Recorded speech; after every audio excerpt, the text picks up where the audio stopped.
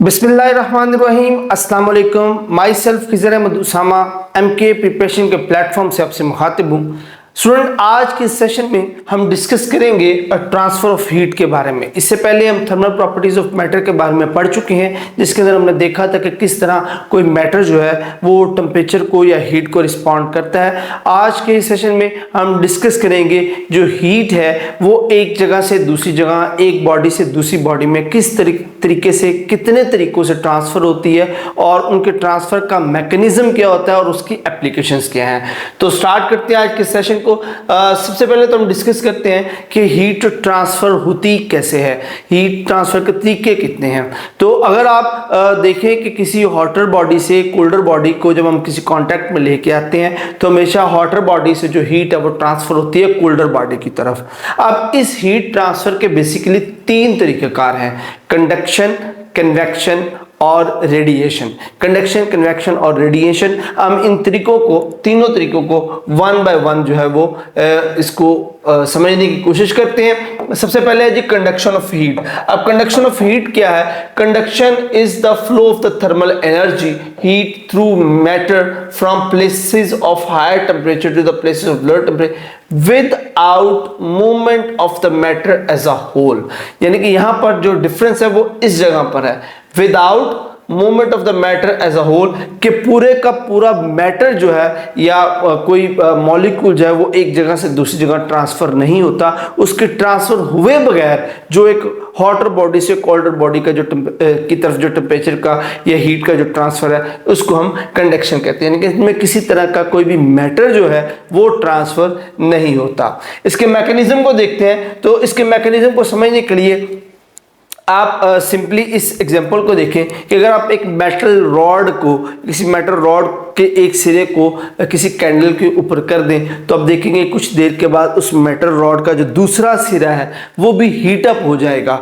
तो वो heat up कैसे हुआ कि उस मेटल रॉड के अंदर से जो वो हीट है वो ट्रांसफर हुई है।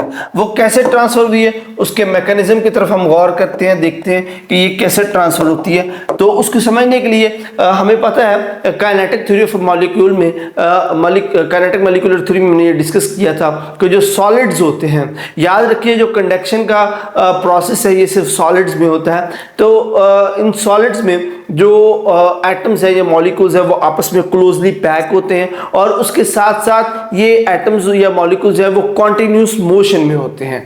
तो जब उस एक मॉलिक्यूल को हम हीट प्रोवाइड करते हैं तो उस मॉलिक्यूल की मोशन का एम्पलीट्यूड जो है वो ज़्यादा हो जाता है। तो उस ज़्यादा एम्पलीट्यूड की वजह से, फॉर एग्जांपल ये एक मॉलिक्यूल है, ये उसके साथ दूसरा मॉलिक्यूल, तीसरा, चौथा, पांचवा मॉलिक्यूल पड़ा है। तो जब हम इसको इस साइड से हीट देना शुरू करते हैं तो इस मॉलिक्यूल की जो मोशन है वो तेज हो जाती है। अब उसका रिजल्ट क्या निकलता है? उस मोशन की वजह से अपने साथ पड़ा हुआ जो नेक्स्ट मॉलिक्यूल है उसके साथ स्ट्राइक करता है। जब ये उसके साथ स्ट्राइक करेगा तो अपनी एनर्जी का कुछ हिस्सा जो है इसको ट्रांसफर कर देगा। इस तरह ये अपने नेक्स्ट मॉलिक्यूल के साथ स्ट्राइक करेगा, अपनी एनर्जी का हिस्सा उसको ट्रांसफर करेगा और इस तरह इस वाइब्रेशनल मोशन की वजह से ये एक दूसरे के साथ स्ट्राइक करते हुए अपनी एनर्जी को शिफ्ट करते जाएंगे, जिसकी वजह से सॉलिड के अंदर जो एनर्जी है वो हीट जो है वो ट्रांसफर होती है। इसके साथ साथ जो मेटल्स हैं जिनमें फ्री इलेक्ट्रॉन्स मौजूद होते हैं, हमें पता है फ्री इलेक्ट्रॉन्स जो है वो किसी मेटल सरफेस के अंदर जो वो फ्रीली मूव कर सकते हैं। तो जब उनको हीट के जरिए थर्मल एनर्जी मिलती है तो वो उस एनर्जी की वजह से उनकी जो मोशन है वो तेज हो जाती है और वो नेक्स्ट मॉलिक्यूल के अंदर जाकर स्ट्राइक करते हैं, डिफ्यूज हो जाते हैं और वहां जाके अपनी एनर्जी को अगले मॉलिक्यूल में शिफ्ट करते हैं। तो इस तरह molecule to molecule, atom to atom अपनी जो थर्मल एनर्जी एक एक करके जो उसमें ट्रांसफर करते जाते हैं और without shifting of the molecule या एटम, एनर्जी जो है, जो हीट है वो एक पॉइंट से दूसरे पॉइंट पर ट्रांसफर हो जाती है और इस तरीकेकार को हम जो है वो कंडक्शन कहते हैं। अब चूंकि से molecule to molecule energy shift होती है और ये तभी मुमकिन है जब सारे के सारे मॉलिक्यूल क्लोजली पैक्ड हो, इसलिए कंडक्शन का प्रोसेस जो है वो सिर्फ सॉलिड्स में ही इफेक्टिवली होता है। ओके जी, इसकी बेस पे अब हम डिफाइन करते हैं गुड और बैड थर्मल कंडक्टर को। वो तमाम मटेरियल जो हीट को अच्छे तरीके से ट्रांसफर कर सके हम उनको गुड कंडक्टर ऑफ जो मेटल है, गुड कंडक्टर ऑफ हीट उसको कहते हैं, और वो मटेरियल जिनमें से हीट ट्रांसफर ना हो सके उनको हम बैड कंडक्टर ऑफ हीट कहते हैं। इसको चेक करने के लिए एक्सपेरिमेंटली आप यहाँ पे देख सकते हैं, अगर हम एक एक्टिविटी कर सकते हैं जिसके अंदर आप एक जो आयरन रॉड है, एल्युमिनियम रॉड है, डिफरेंट जो मटेरियल्स हैं उनकी रॉड के साथ आप metal stick match stick attach करके उनको बर्न करें और उसका दूसरा सिरा जो वैक्स के साथ अटैच करें, तो आप देखेंगे कि जो कॉपर है उसमें ज्यादा तेजी के साथ जो हीट है वो ट्रांसफर होकर वैक्स को मेल्ट करवा देगी, जो इंडिकेट करती है कि कॉपर एक अच्छा कंडक्टर ऑफ हीट है। इसी तरह एक और आप एक्सपेरिमेंट कर सकते हैं जिसमें आप वैक्स कोटेड जो 3 डिफरेंट रॉड है उनको हॉट वाटर में इंसर्ट करें। आप देखेंगे कि सबसे ज्यादा जो वैक्स है वो कॉपर रॉड के ऊपर से मेल्ट हुई होगी, विच इंडिकेट्स कि जो कॉपर है वो सबसे अच्छा जो वो हीट कंडक्टर है। अब हम देखते हैं कि इस कंडक्शन की, हीट कंडक्शन की जो प्रैक्टिकल एप्लीकेशंस हैं वो क्या क्या है। तो first one is cooking pots and pan, कि खाना बनाने के जो बर्तन होते हैं उनको हम मेटल से बनाते हैं ताकि कंडक्शन के जरिए उनमें जो हीट ट्रांसफर हो सके और उस पॉट के अंदर जो खाना है वो पक सके। उसके बाद ये प्लास्टिक फॉर्म्स है, प्लास्टिक फॉर्म जो है फाइबर ग्लास के इंसुलेटर्स होते हैं जिनको हम घर बनाते वक्त छतों में या दीवारों में इंस्टॉल करते हैं ताकि घर के अंदर की जो हीट है वो घर के अंदर ही रहे और गर्मियों में बाहर से जो सूरज की पड़ने वाली हीट है उसको कमरे के अंदर ना आने दे और कमरा जो है वो ठंडा रहे। उसके बाद साइंटिफिक एक्सपेरिमेंट के दौरान हम बीकर के नीचे एक वायर गाज रखते हैं ताकि जो बर्नर का फ्लेम है उससे आने वाली एनर्जी उस गाज की वजह से पूरी तरह से डिस्ट्रीब्यूट हो, ना कि वो फ्लेम सिर्फ एक ही पॉइंट पर फोकस्ड रहे और उस जगह पर जो बीकर है या फ्लास्क है उसको डैमेज करते।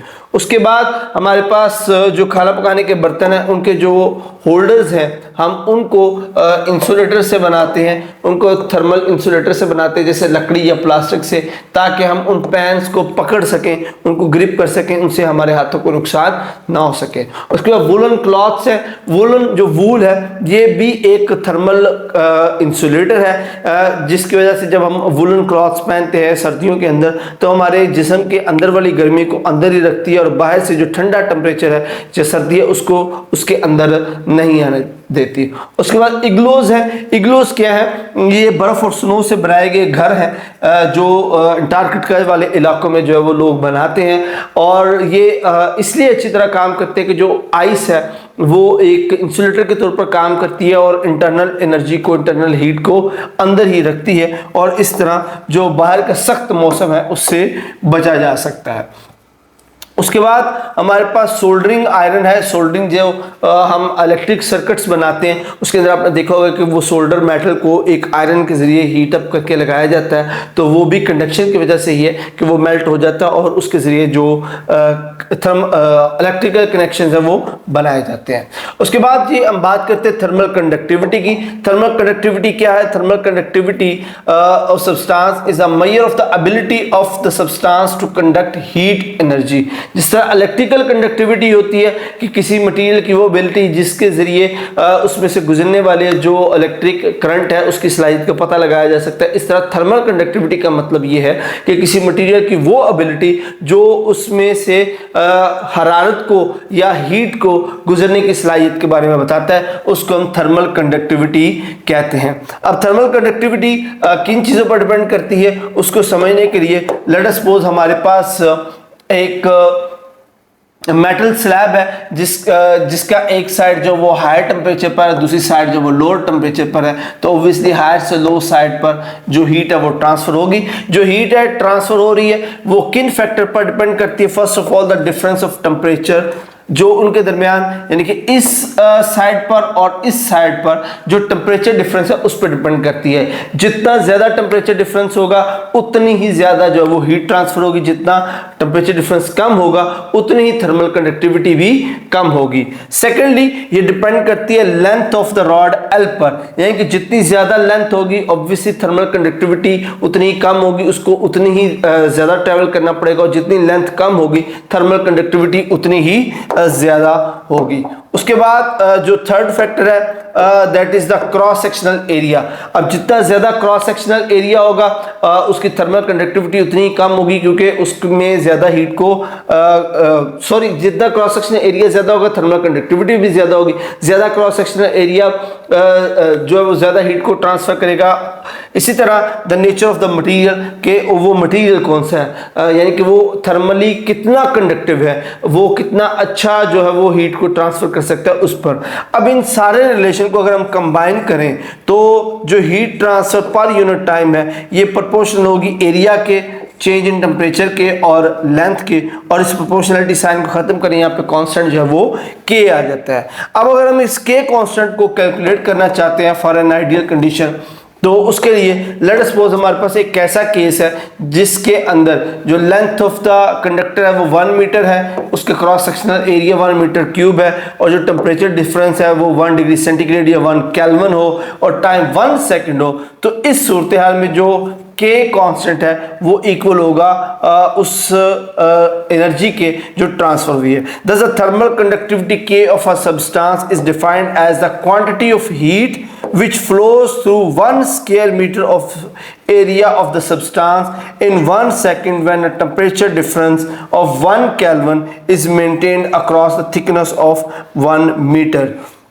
यानी कि यहाँ पर थर्मल कंडक्टिविटी ऑफ सब्सटेंस उस हीट को कहा जाएगा जो एक 1 मीटर लेंथ वाले रॉड और जिसका cross sectional area 1 metre square हो, और उसमें जो टेम्परेचर डिफरेंस है 1 केल्विन हो और वो मेंटेन किया जाए, और उसकी थिकनेस जो है वो 1 मीटर हो, उसमें जो हीट जो वो ट्रांसफर होगी उसको हम थर्मल कंडक्टिविटी कहेंगे। यहाँ पर इस टेबल के अंदर कुछ मटेरियल की थर्मल कंडक्टिविटी दी गई है, और यहाँ पे आप देख सकते हैं कि सबसे ज़्यादा थर्मल कंडक्टिविटी है वो हमारे पास स्टील की है, और सबसे जो कम थर्मल कंडक्टिविटी है वो हमारे पास आई थिंक वूल की है। तो इस तरह से थर्मल कंडक्टिविटी हर डिफरेंट मटेरियल की डिफरेंट होती है।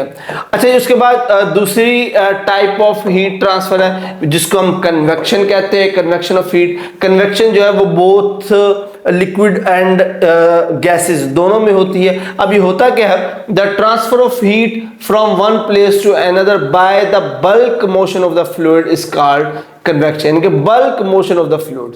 यहाँ पे ट्रांसफर कैसे हो रहा है, bulk motion of the fluid की मोशन की वजह से। अब इसको समझने के लिए हम एक्सपेरिमेंट करते हैं। आप एक वाटर लें, बीकर के अंदर, कंटेनर के अंदर वाटर लें, उसको एक बर्नर के ऊपर रख दें और उसके अंदर इंक का जो एक ड्रॉप है वो गिरा दें। थोड़ी बाद आप देखेंगे कि जो इंक है वो आपको पानी के अंदर इस तरह मूव होती हुई नजर आएगी, विच मीन्स के गर्म करने से पानी के मॉलिक्यूल जो है वो मूव कर रहे हैं, और उस मूवमेंट की वजह से ही एनर्जी जो है वो ट्रांसफर हो रही है, हीट एनर्जी जो है वो ट्रांसफर हो रही है। अब मैकेनिज्म की बात करें तो कंसीडर करें कि ये एक जो पॉट है इसको आपने पानी फिल करके इसको आपने बर्नर के ऊपर रख दिया। जब बर्नर यहाँ से हीट अप होगा तो इसके पास जो मौजूद पार्टिकल्स हैं वो हीट अप होकर ऊपर की तरफ उठेंगे, क्योंकि जब जो वाटर मॉलिक्यूल्स हीट अप होंगे तो वो एक्सपैंड होंगे, और एक्सपैंड होते वक्त उनकी डेंसिटी कम हो जाएगी। जब डेंसिटी कम होगी तो वो ऊपर की तरफ उठेंगे, तो यहाँ पर जगह जो खाली हो जाएगी, तो इस जगह को पुर करने के लिए करीब से जो ठंडा पानी है वो इस जगह पर आएगा। तो इस तरह वाटर करंट्स बनना शुरू हो जाएंगे, वाटर मॉलिक्यूल्स जो वो मूव करना शुरू होंगे। तो इस प्रोसेस के अंदर जो वाटर मॉलिक्यूल्स हैं, जो मॉलिक्यूल्स हैं, वो एनर्जी लेकर मूव कर रहे हैं, एक जगह से दूसरी जगह जा रहे हैं और वाटर करंट्स बना रहे हैं। इस प्रोसेस को हम कन्वेक्शन कहते हैं। ओके जी, आप प्रैक्टिकल इंप्लीमेंटेशन देख लेते हैं जी कन्वेक्शन की। उनमें first one is the heating water है, कि जो हमारे बर्तन होते हैं जिसके अंदर हम पानी को गर्म करते हैं, तो पानी में जो टेम्परेचर चेंज आता है वो ड्यू टू कन्वेक्शन आता है कि उसका जो बॉटम वाले जो वाटर मॉलिक्यूल्स है वो हीट अप होकर ऊपर उठते हैं, और ऊपर से ठंडे मॉलिक्यूल उनकी जगह लेने के लिए नीचे आते हैं, और इस प्रोसेस के थ्रू जो वाटर है वो हीट अप होता है। सेकेंड जो इसकी प्रैक्टिकल इंप्लीमेंटेशन है दैट इज सी ब्रीज। अब सी ब्रीज क्या होता है, जैसे हम पहले भी ये डिस्कस कर चुके हुए हैं कि जो लैंड है उनकी स्पेसिफिक हीट कैपेसिटी जो है वो कम होती है, जबकि वाटर की स्पेसिफिक हीट कैपेसिटी ज्यादा है, जिसकी वजह से दिन के वक्त जो लैंड है वो गर्म हो जाती है। गर्म होने की वजह से यहाँ से हवा ऊपर की तरफ उठती है और इस ठंडे एरिया की तरफ जाती है। जब ये हवा ऊपर उठती है तो इसकी जगह को फिल करने के लिए समंदर से ठंडी हवा इस तरफ आती है, तो ठंडी हवाएं इस तरह चलती हैं और टेम्परेचर को मेंटेन करती हैं। इस तरह रात के वक्त जो ज़मीन है वो ठंडी हो जाती है और समंदर के ऊपर जो वो गर्म हवा गई होती है तो वो इस तरह ऊपर को उठती है और तो ज़मीन से ठंडी हवा इस तरफ जलती है, जिसको हम सी ब्रीज कहते हैं, जिसकी वजह से टेम्परेचर जो है वो मेंटेन होता है और इसकी मेन वजह जो है वो कन्वेक्शन है। उसके बाद ये थर्ड इसकी जो प्रैक्टिकल इंप्लीमेंटेशन है that is riding on the thermals.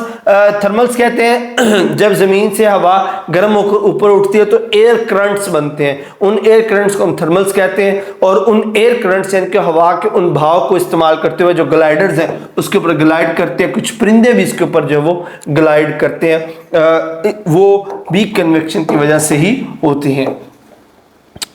Okay जी, इसके बाद जो अगला जो इसकी application that is refrigerator. Refrigerator में भी जो खाना पड़ा होता है, जो खाने पीने की अशिया होती हैं, उनकी गेंद जो है वो ठंडी हवा को सर्कुलेट करवाया जाता है ताकि वो उसकी जो हॉटनेस है, उनकी जो खाने की गर्मी है उसको एब्जॉर्ब कर सकें।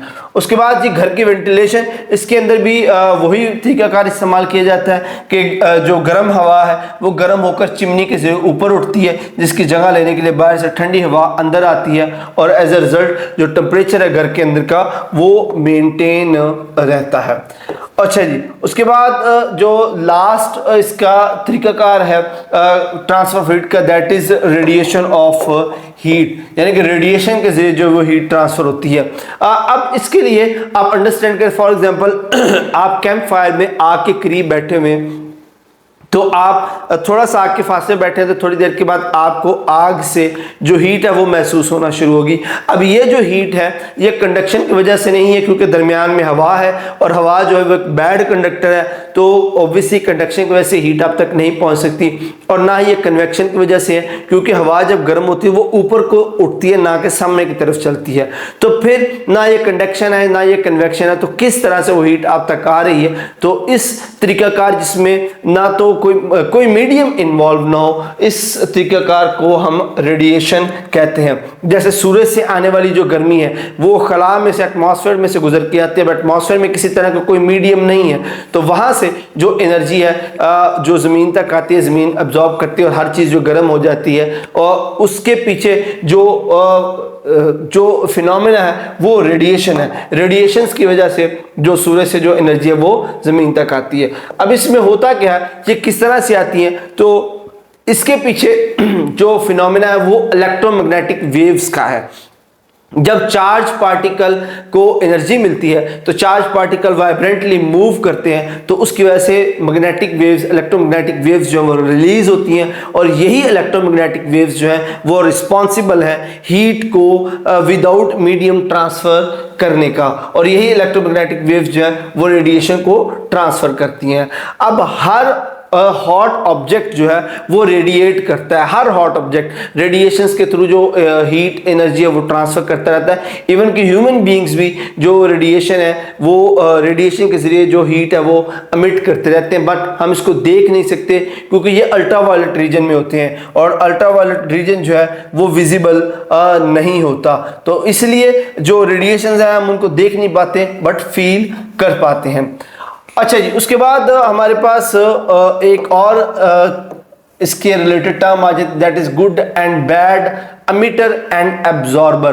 तो कोई भी ऑब्जेक्ट कब एक अच्छा एमिटर या एब्जॉर्बर होगा, कब ज़्यादा रेडिएशन को एब्जॉर्ब करेगा या ज़्यादा रेडिएशन को एमिट करेगा, उसके लिए आप सिंपल एग्जांपल लें कि अगर आपके पास एक काली गाड़ी है और एक सफ़ेद गाड़ी है, अगर उन दोनों को हम धूप में खड़ा करें तो हम देखेंगे कि जो काली गाड़ी है वो ज़्यादा गर्म हो जाती है as compare to the white car. तो उसकी वजह यह है कि जो डल कलर्स हैं, ब्लैक कलर है, वो ऑलमोस्ट सारी की सारी रेडिएशन को एब्जॉर्ब कर लेता है as compare to the white one. That is why black bodies, black जो या डार्क जो कलर्स हैं वो ज़्यादा अच्छे एब्जॉर्बर होते हैं और ज़्यादा जल्दी जो है वो हीट को एब्जॉर्ब करते हैं। सेम इसका उलट भी है कि जो अच्छा एब्जॉर्बर होता है वो उतना अच्छा अमिटर भी होता है, वो रेडिएशन को उतना ही अच्छा अमिट भी करता है। तो यहाँ से हम डिड्यूस कर सकते हैं कि जो एनर्जी एब्जॉर्ब या अमिट करना है, रेडिएशन को एब्जॉर्ब या अमिट करना है, उसका जो रेट है वो 3 चीज़ों पर डिपेंड करता है: colour and texture of the surface, surface temperature and surface area. Colour and texture of the surface किस तरह, जैसे मैंने आपको बताया कि जो ब्लैक बॉडीज हैं, ब्लैक कलर है वो ज्यादा अच्छा एब्जॉर्बर है, वो हीट को ज्यादा अच्छा एब्जॉर्ब करता है as compare to the light colour. जैसे कि वाइट है वो लाइट जो हीट एनर्जी है उसको रिफ्लेक्ट करता है, इसलिए वो अच्छा एब्जॉर्बर नहीं है, इससे कलर जो है वो मैटर करता है। इस तरह उसका टेक्सचर भी, तो कोई सरफेस जो रफ है, रफ सरफेस जो है वो ज्यादा हीट एब्जॉर्ब करेगी as compare to the shiny surface, क्योंकि जो शाइनी सरफेस पे जब लाइट पड़ती है, जब हीट पड़ती है तो वो शाइनी सरफेस उसको रिफ्लेक्ट बैक करती है। दैट इज वाई एक शाइनी सरफेस जो है वो अच्छा एब्जॉर्बर नहीं होगी, जबकि रफ सरफेस जो है वो अच्छा एब्जॉर्बर होगी। उसके बाद सरफेस टेम्परेचर है कि सरफेस का टेम्परेचर कितना ज्यादा है या कम है, उसकी बेस पर भी वो एक अच्छा एब्जॉर्बर या रेडिएटर कहलाएगा। इस तरह सरफेस एरिया के कितना सरफेस एरिया जो है वो हीट सोर्स के सामने एक्सपोज्ड है, जितना ज्यादा सरफेस एरिया एक्सपोज होगा उतनी ज्यादा वो हीट को एब्जॉर्ब करेगा, जितना कम सरफेस एरिया एक्सपोज होगा उतनी ही वो हीट को कम एब्जॉर्ब करेगा। Same is the case with the radiator, radiation भी, कि जो सरफेस जितनी अच्छी हीट को एब्जॉर्ब करेगी उतनी ही अच्छी वो सरफेस जो है हीट को रेडिएट भी करेगी। अच्छा, इसके एक और एग्जांपल आगे थर्मोस फ्लास्क है। थर्मोस फ्लास्क के अंदर आप देखते हैं कि 2 लेयर्स होती है, एक एक्सटर्नल लेयर और एक इंटरनल लेयर। इंटरनल लेयर जो ग्लास की बनाई जाती है ताकि उसके अंदर हीट ट्रांसफर कम हो, दरमियान में जो वैक्यूम रखा जाता है ताकि जो हीट का ट्रांसफर है वो कम से कम हो सके।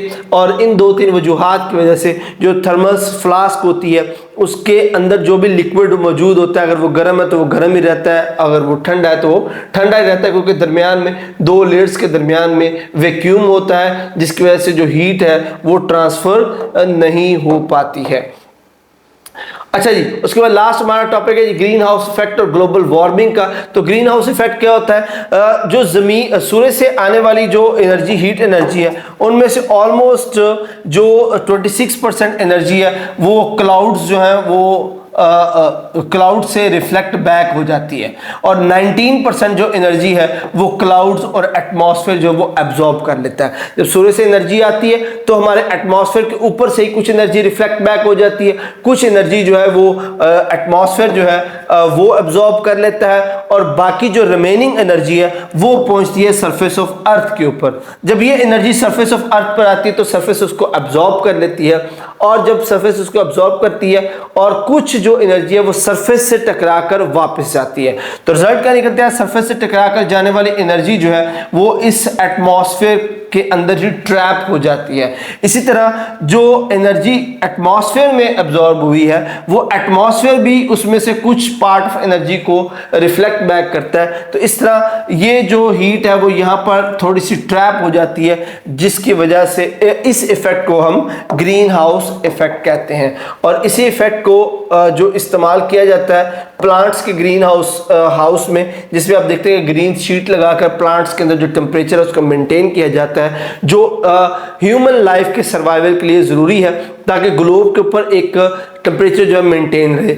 अगर ये हीट एटमॉस्फेयर और ज़मीन के दरमियान ट्रैप ना हो तो ज़मीन का टेम्परेचर जो है वो बिलो 0 डिग्री सेंटीग्रेड होगा, वो इतना कम है कि उसमें इंसान जो है वो सर्वाइव नहीं कर पाएगा। तो इस ग्रीन हाउस इफेक्ट की वजह से जो अर्थ के ऊपर है वो टेम्परेचर जो वो मेंटेन रहता है। बट ह्यूमन एक्टिविटी की वजह से जो ग्रीन हाउस गैसेज हैं, कुछ तो नेचुरल ग्रीन हाउस गैसेज हैं जैसे कार्बन डाइऑक्साइड, ओजोन है, ये मीथेन वगैरह, बट ह्यूमन एक्टिविटीज़ की वजह से इनकी जो रेशो है वो फिज़ा में ज़्यादा होना शुरू हो गई है, जिसकी वजह से जो ग्रीन हाउस इफेक्ट है वो ज़्यादा हो गया है, यानी कि उसके अंदर जो एनर्जी है, हीट एनर्जी है वो ज़्यादा ट्रैप्ड होने लग गई है, जिसकी वजह से सरफेस ऑफ अर्थ का टेम्परेचर राइज होना शुरू हो गया है। तो 1985 से लेकर 2012 2012 तक अब तक ज़मीन का टेम्परेचर ऑलमोस्ट 0.98 डिग्री सेल्सियस जो वो इंक्रीज हो चुका है, जिसकी वजह से एटमॉस्फेयर पे काफ़ी बुरा असर पड़ा है। सो that's it for this lecture. अब इसके कुछ प्रैक्टिस एमसीक्यूज हैं, हम उनको अटेम्प्ट करने की कोशिश करते हैं। First question is which of the following is the best heat conductor, के इनमें से बेस्ट हीट कंडक्टर कौन सा है? The right option is D, copper. Identical cube of the following materials are kept in a room at the same temperature which will feel coldest by touching them, कि ये 4 materials हैं, इनको अगर आप एक ही एटमॉस्फेयर में रखते हैं तो इनमें से सबसे ज्यादा जल्दी ठंडा कौन होगा? That is iron. मेटल जो है वो जल्दी ठंडा होगी क्योंकि मेटल जो है वो अच्छा जो हीट कंडक्टर होता है। उसके बाद the transfer of heat bye convection is smallest in, convection के जरिए किस में जो हीट है वो स्मॉलेस्ट होगी? अब कन्वेक्शन के अंदर मॉलिक्यूल्स की मूवमेंट की वजह से जो वो हीट ट्रांसफर होती है तो ये सबसे कम सॉलिड में होगी क्योंकि सॉलिड के एटम्स जो है वो क्लोजली पैक्ड होते हैं। One way that heat is transferred from one place to another inside the human body is by the flow of the blood, कि इंसानी जिस्म के अंदर जो हीट ट्रांसफर का एक तरीकाकार है वो खून के जरिए है।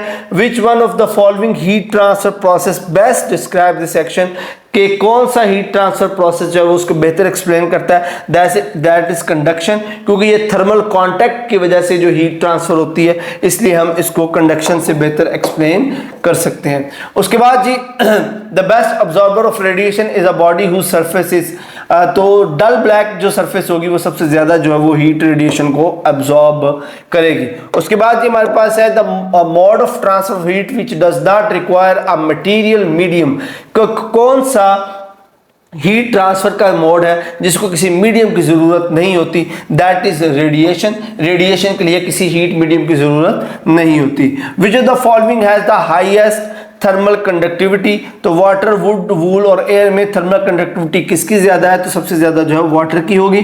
The temperature at which the body is not radiating heat is, तो किस टेम्परेचर पर बॉडी जो है वो बिल्कुल हीट रेडिएट नहीं करती? दैट इज 0 केल्विन, जो कि पॉसिबल नहीं है क्योंकि 0 केल्विन पर आकर जो तमाम हीट एनर्जी है किसी भी ऑब्जेक्ट की वो बिल्कुल खत्म हो जाती है, जो कि पॉसिबल नहीं है। The electrons that are free to move through the material is called, जो इलेक्ट्रॉन जो फ्री टू मूव होते हैं उनको हम फ्री इलेक्ट्रॉन्स कहते हैं। So that's it for the session. Hopefully ये सेशन आपके लिए बहुत मुफीद रहा होगा। यहाँ तक हमने जो ग्रेड 9 के जो चैप्टर्स हैं वो कंप्लीट कर लिए हैं, कुछ बेसिक्स हमने इसमें अंडरस्टैंड किए हैं। होपफुली ये सारे सेशंस जो है वो यहाँ तक आपके लिए बड़े फायदेमंद रहे होंगे। इसके बाद हम ग्रेड 10 के जो बुक के जितने भी चैप्टर्स हैं उनको स्टेप बाय स्टेप जो है वो डिस्कस करेंगे। अगर आपके ज़हन में किसी तरह का कोई सवाल है तो आप कमेंट सेक्शन में पूछ सकते हैं। अगर आप हमारे सेशंस को पेड ग्रुप्स को ज्वाइन करना चाहते हैं तो डिस्क्रिप्शन में दिए गए नंबर्स पर रब्ता करके आप हमारे ग्रुप्स को ज्वाइन कर सकते हैं, हमारे टेस्ट सेशंस को ज्वाइन कर सकते हैं। और मजीद इंफॉर्मेटिव वीडियोस के लिए आप एमके प्रिपरेशन का जो चैनल है उसको सब्सक्राइब करें, बेल आइकन पे क्लिक करें ताकि आपको तमाम इंफॉर्मेटिव वीडियोस जो है वो बर वक्त मिलती रहें। नेक्स्ट सेशन तक के लिए अपना बहुत सारा ख्याल रखिएगा। अल्लाह हाफिज।